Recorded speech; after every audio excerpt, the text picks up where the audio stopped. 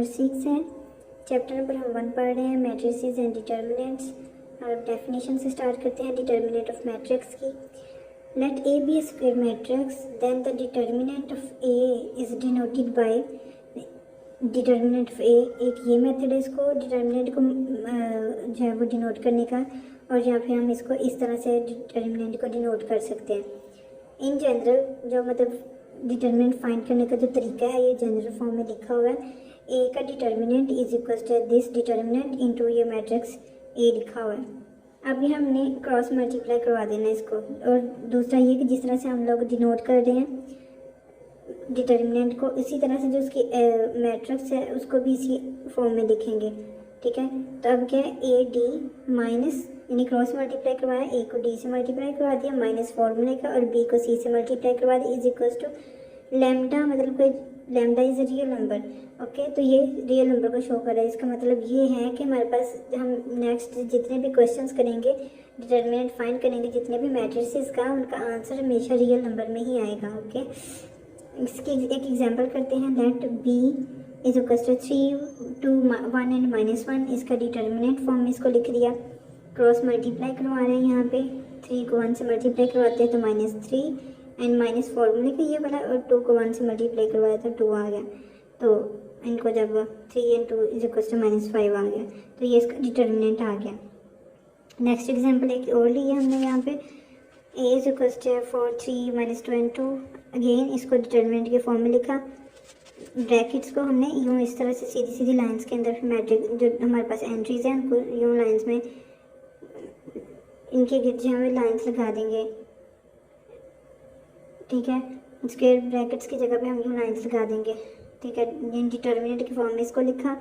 Again cross multiplication होगी, इसको इससे और इसको इससे मल्टीप्लाई करवा देते हैं। 4 2 8 माइनस फार्मूला का, एंड 3 2 6। यहाँ पे माइनस लिखा हुआ है, ये वाला माइनस आ गया, माइनस माइनस प्लस हो जाएगा। 8 + 6 इज इक्वल्स टू 14।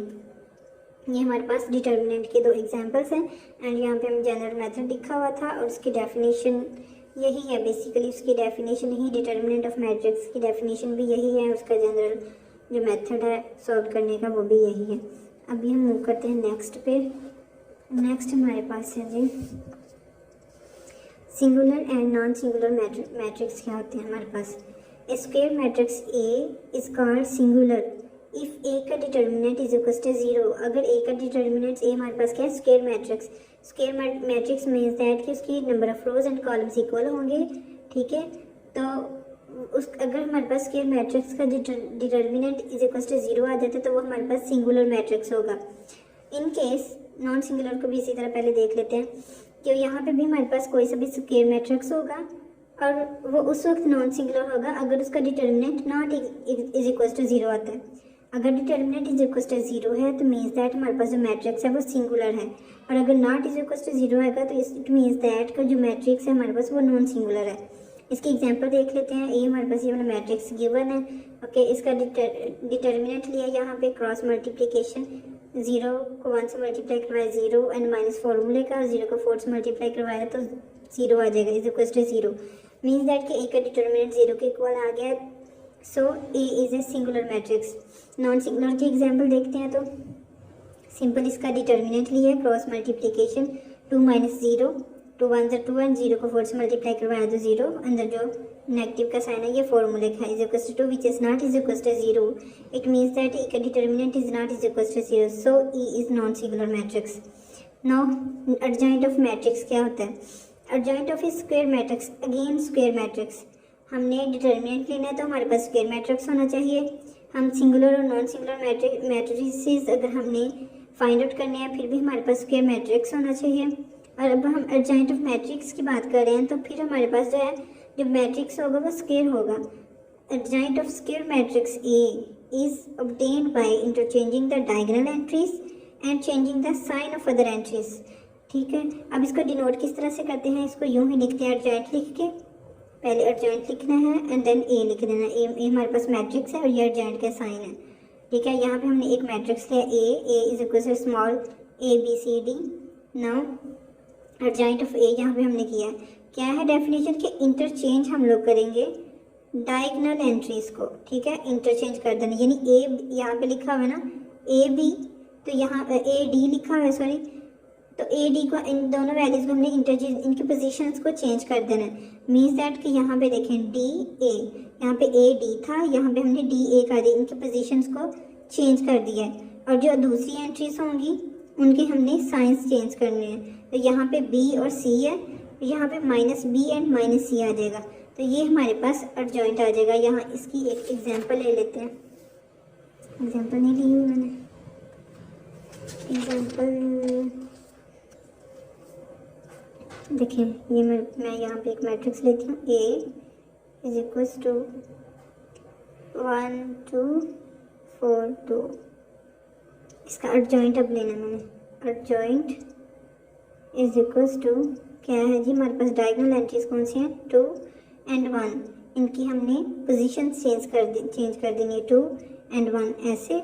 और यहाँ पे जो दूसरी डायगोनल के अलावा जो हमारे पास एंट्रीज होती हैं, ये 2 एंड 4 है, इन दोनों के हमने साइंस चेंज करने हैं। तो साइन चेंज करने, इसके पॉजिटिव का 2 था तो -2 आ जाएगा, पॉजिटिव का 4 -4, तो ये हमारे पास ए मैट्रिक्स है और ये एडजॉइंट ऑफ ए है। Adjoint of A is equal to this. तो ये इसकी एग्जांपल हो गई।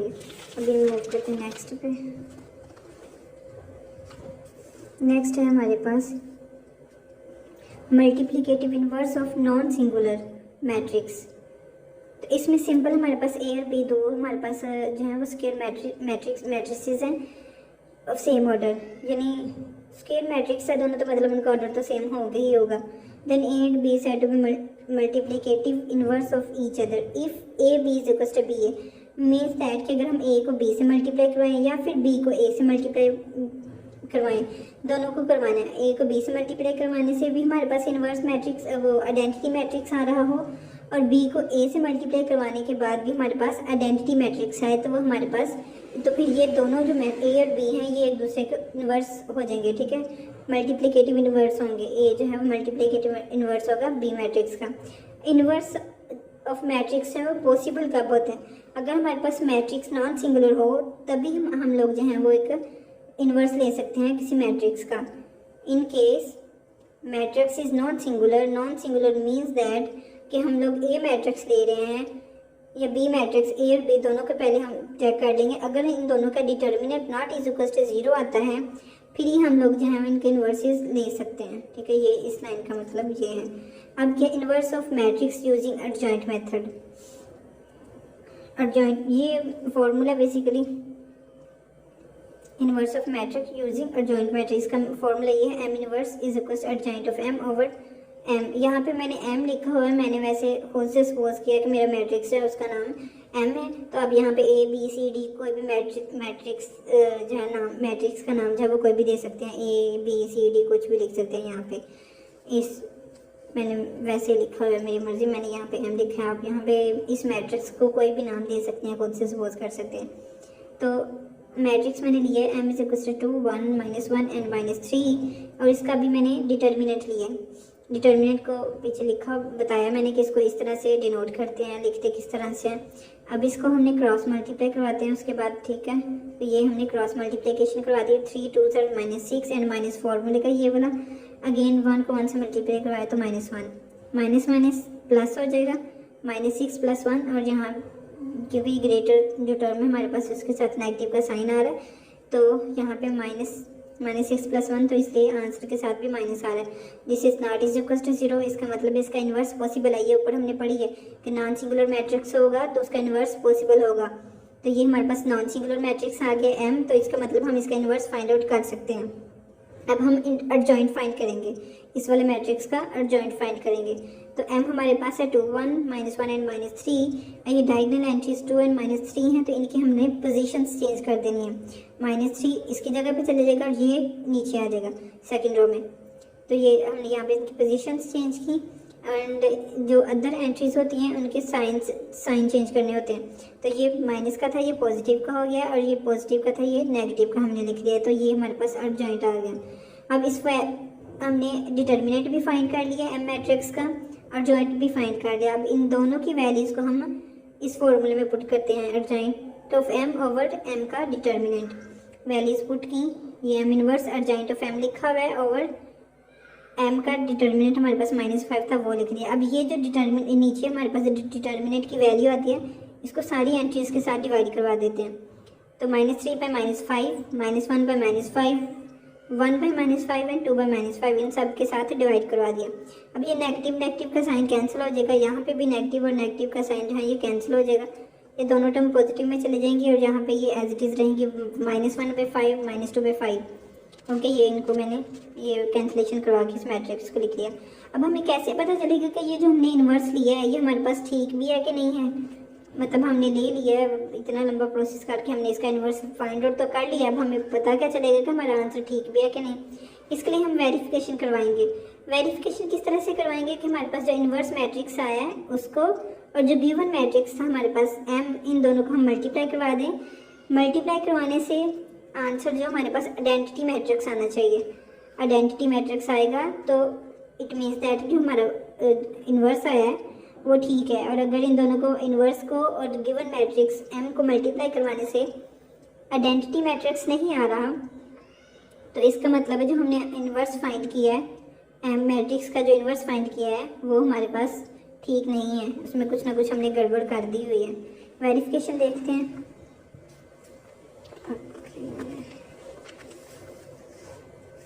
ओके, तो ये m inverse is equal to ये m मैट्रिक्स है और ये मैंने जो हमने इन्वर्स फाइंड किया वो है। इन दोनों को मल्टीप्लाई करवाते हैं तो 2 cross 3/5 plus 1 cross -1/5, again 2 cross 1/5 plus 1 cross -2/5, यानी फर्स्ट रो को पहले मल्टीप्लाई करवाया फर्स्ट कॉलम से, फिर फर्स्ट रो को मल्टीप्लाई करवाया हमने सेकंड कॉलम से। अब हम इसको सेकंड रो को मल्टीप्लाई करवाएंगे फर्स्ट कॉलम के साथ, -1 क्रॉस 3/5 प्लस -3 क्रॉस -1/5। अब इसको सेकंड रो को हम मल्टीप्लाई करवाते हैं सेकंड कॉलम से, दिस वन -1 क्रॉस -1/5 प्लस ये फॉर्मूला -3 क्रॉस -2/5। अब इनको मल्टीप्लाई करके लिखा तो ये टर्म बन जाती हैं 6/5 -6/5, 2/5 -2/5, -3/5 प्लस ये माइनस के प्लस हो जाएंगे 3/5, -1/5 प्लस 3 2 6/5, ये भी माइनस की पॉजिटिव टर्म हो जाएंगे।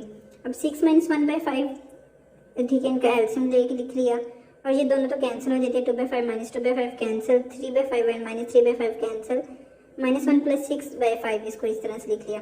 अब इनको सब्ट्रैक्ट करवा के 5/5 बन जाता है, 0 0 अगेन वैसे के वैसे ही, फिर यहाँ पे भी 5/5 आ जाएगा तो इनको कैंसिल कर देते हैं 5 को 5 से, यहाँ पे 1 0 0 1।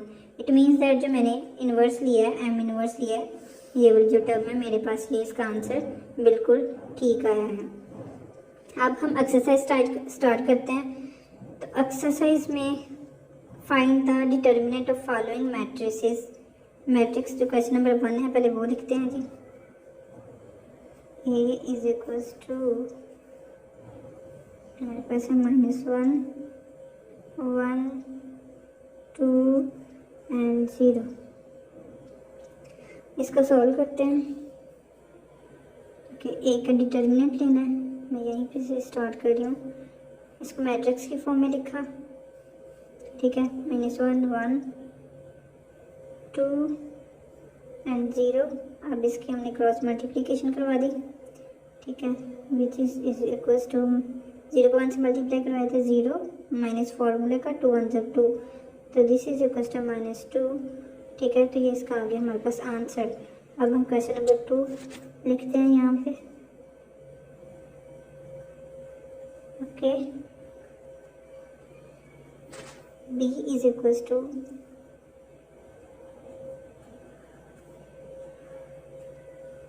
1 3 2 -2, ठीक है। इसको सॉर्ट आउट करते हैं। अगेन B का डिटर्मिनेंट हम ऐसे डिनोट करते हैं, मैट्रिक्स लिखा इसका 1 3 2 -2। यहाँ पे सॉल्व करते हैं इसको, क्योंकि ये सारा ऊपर वाले का पार्ट था, ठीक है। क्वेश्चन नंबर 1 का ऊपर वाला क्रॉस मल्टीप्लाई करवाया इसको इसके साथ और इसको इसके साथ, -2 -3 2 6, ये फॉर्मूला का -8 इसका आंसर आ जाता है। इसके आई थिंक 4 पार्ट्स हैं, 4 के 4 ऐसे ही होने हैं, बस डिटर्मिनेंट ही लेना है, मैं सारे करूँगी इंशाल्लाह।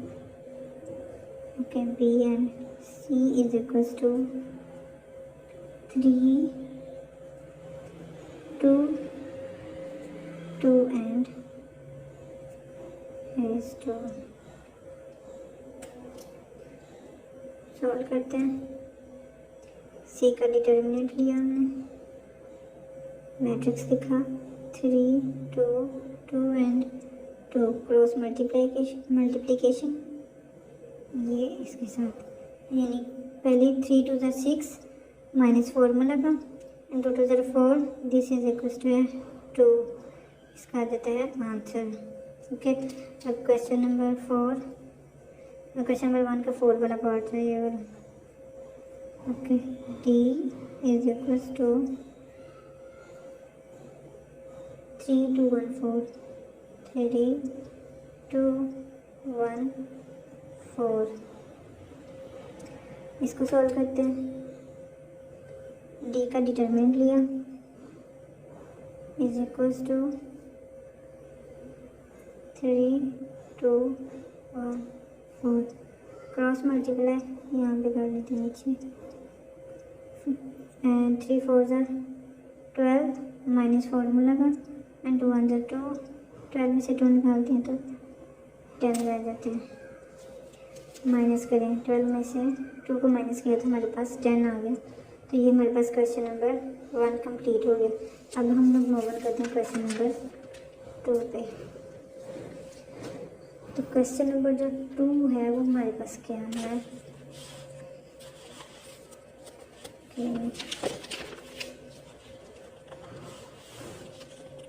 ये देखें जी, find the following, find which of the following matrices are singular और नॉन सिंगुलर। अगेन इनका हमने डिटर्मिनेंट ही लेना है, और जो होंगे जिनका डिटर्मिनेंट इज इक्वल टू 0 आ जाएगा वो सिंगुलर, और जो जिनका determinant not is equal to 0 होगा वो हमारे पास नॉन सिंगुलर आ जाएंगे। करते हैं स्टेटमेंट। अब देख लिया आपने, हम लोग ये क्वेश्चन नंबर 2 स्टार्ट करें। मैं स्टेटमेंट नहीं लिखूँगी, डायरेक्ट क्वेश्चन ही करूँगी। ओके, करते हैं क्वेश्चन नंबर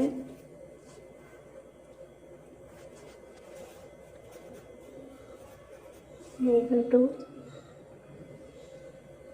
हम लोग कर रहे हैं यहाँ पे फर्स्ट वाला पार्ट करेंगे सबसे पहले। ए is equals to 3 6 2 and 4।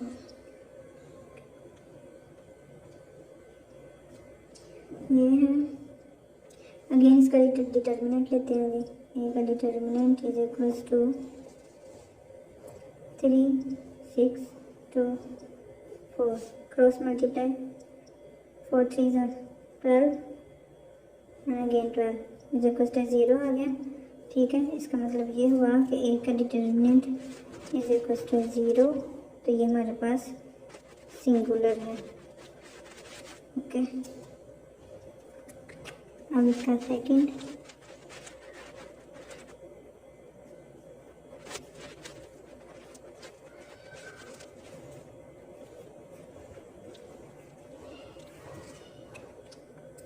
Four 1 3 2, इसका भी हम लोग डिटर्मिनेंट लेते हैं जी। B is equals to, determinant की फॉर्म लिखे इसको 4 1 3 एंड 2, क्रॉस मल्टीप्लाई 4 2 ज़ा 8 माइनस 3, तो आंसर इसका आ जाता है जी हमारे पास +5। So this is not is equals to 0, 0 के इक्वल नहीं आ रहा है, तो इसका मतलब ये हुआ कि बी का determinant is not is equal to 0, तो ये हमारे पास नॉन सिंगुलर है वैल्यू। ये डिटर्मिनेंट मैट्रिक्स है हमारे पास नॉन सिंगुलर है। इसका थर्ड वाला पार्ट करते हैं। C is equals to 7 minus 9 3 and 5।